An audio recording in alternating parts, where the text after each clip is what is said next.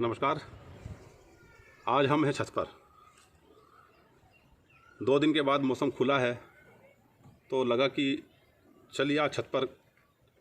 सबको नज़ारा दिखाया जाए। मेरे पीछे है जो पहाड़ी नज़र आ रही है, उस पर माँ चंडी देवी का मंदिर है। माँ मनसा देवी का मंदिर हमारे लिफ्ट रूम के पीछे छुप गया है। तो उन दोनों माताओं को प्रणाम करते हुए आज हम बात करना चाहेंगे किसानों पर। तो होता क्या है कि जब चुनाव आते हैं और उस पर जब चर्चा करते हैं कि हम किसानों का कर्ज माफ़ी की बात आती है, तो अधिकांश शहरी लोग और ख़ासतौर से जो नौकरी पेशा लोग हैं जिनका गांव से संबंध नहीं है या बहुत पहले कभी किसान का काम छोड़ के उनके पूर्वज शहर में बस चुके हैं, या व्यापारीगण हैं, या जो भी और लोग हैं, बहुत सारे लोग जिनका किसानी से सीधे सीधे कोई मतलब नहीं होता, या वो किसानी की हमारे जीवन महत्व को नहीं समझ पाते हैं, या उनको डिफेम करना चाहते हैं, या जो लोग उनके समर्थन में होता है उनको डिफेम करना चाहते हैं। तो बहुत सारे लोग उस पर उंगली उठाते हैं कि आखिर किसानों का कर्जा माफ़ बार बार क्यों किया जाता है और उसकी आवश्यकता क्या है। भाइयों, यदि आप वर्तमान में खेत में जाकर देखें तो ये समय गेहूं कटाई का है और लगभग 15 दिन के बाद आम की फसल भी आना शुरू हो जाएगी। लेकिन पिछले 1 महीने पहले जो ओलावृष्टि हुई, जो बारिश हुई, उससे जो किसानों की जो फसल ख़राब हुई है गेहूं की, और पिछले 2 दिन में और उससे पहले 1 दिन पहले भी हो चुकी है, एक हफ्ते पहले, वो जो स्थिति बनी है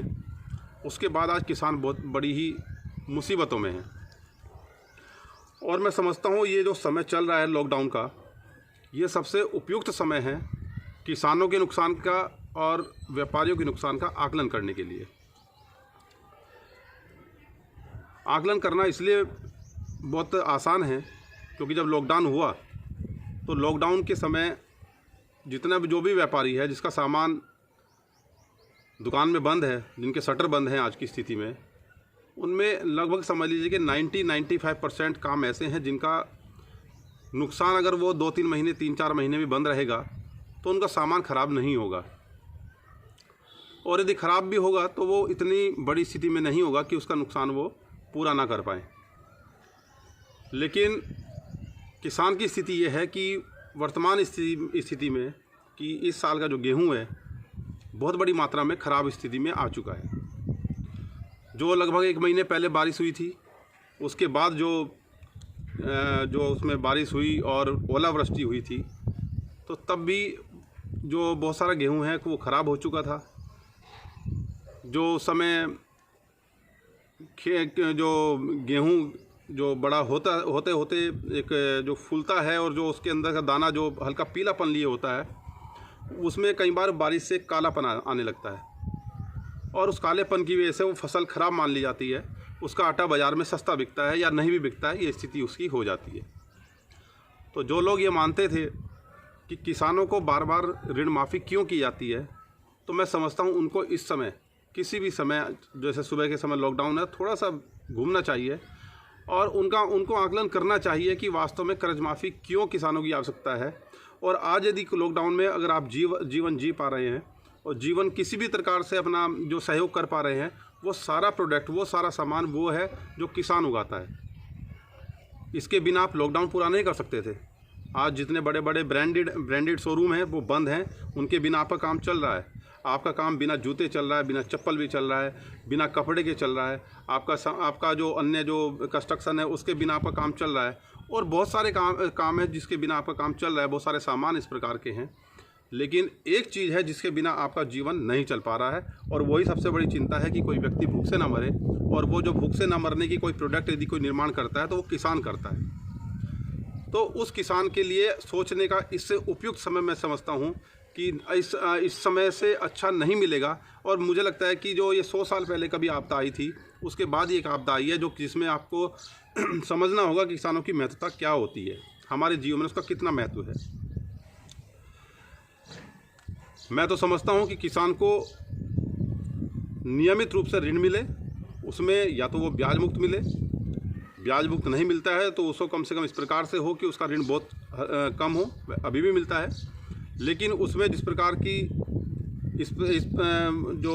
घोटालेबाजी होती है, जो नहीं उपयुक्त लोगों को मिलता है, जो बड़े किसान हैं उनको दे दिया जाता है, जो गरीब किसान है उसको नहीं मिलता है। तो मैं समझता हूँ कि अगर उसका इस समय आकलन करके और हम किसान को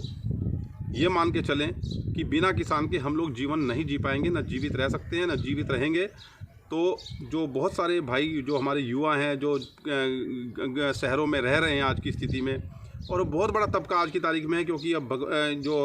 लॉकडाउन की वजह से बंद हो गया है, वरना एनपीआर शुरू हो चुका होता और 2021 में जो आंकड़े आते उसके हिसाब से हम विश्व में सबसे युवा देश के रूप में हम पहचाने जाते, और वही युवा आज किसानों को सबसे ज़्यादा नालायक या नकारा या बिना महत्व का व्यक्ति समझता है। तो मेरा ये विषय पे जो आज ये वीडियो बनाने का उद्देश्य था वो यही था कि आप उस व्यक्ति को जिसके वजह से आपका जीवन चल रहा है, जिसकी वजह से आप सुबह ब्रेकफास्ट करते हैं, नाश्ता करते हैं, जिसकी वजह से आप दोपहर को खाना खाते हैं, जिसकी वजह से आप शाम को खाना खाते हैं, और जिसकी वजह से आपके अंदर इम्यून सिस्टम बना हुआ है, जिसकी वजह से आपका स्वास्थ्य बना हुआ है, जिसकी वजह से आप अभी तक जो विश्व में सबसे कम हमारे यहाँ जो कोरोना फैला है, जो उसकी पैदावार से हम लोग जिस प्रकार से ताकतवर बनते हैं, तो उस किसान के लिए आप अपना उसको मानिए कि वो आपका बहुत महत्वपूर्ण हिस्सा है, और उसके बिना आपका जीवन व्यर्थ है। तो जो शहरी लोग जो बहुत आज सरकारी नौकरी में अच्छी जगह पहुंच गए हैं, या किसी का अच्छा व्यापार हो गया है, या जो नया अभी युवा हमारा जो पढ़ रहा है, जो उसको कई बार नकारा समझते थे। मैं देख रहा था जो 2019 से पहले जब चुनाव थे और उसमें बहुत सारे लोग जब राजनीतिक पार्टियों ने किसानों को कर्ज माफ़ी की बात कही, तो ऐसी पोस्टें आती थी सोशल मीडिया पर जैसे किसान नालायक है, वो शायद सारा पैसा किसी गलत काम में उड़ा देता है और बाद में हम उसका कर्ज माफ़ी करके उसको नकारा बना रहे हैं, उसको ज़बरदस्ती हमें पालना पड़ रहा है। तो हमें नहीं पालना पड़ रहा है बशर्ते, बल्कि उस किसान को, वो किसान हमें पाल रहा है। तो हमारे युवाओं को ये बात समझनी चाहिए, और यदि नहीं समझेंगे तो मैं समझता हूँ कि हम लोग बहुत बड़ी एक जो जिसे कहते हैं ना असलियत को हम लोग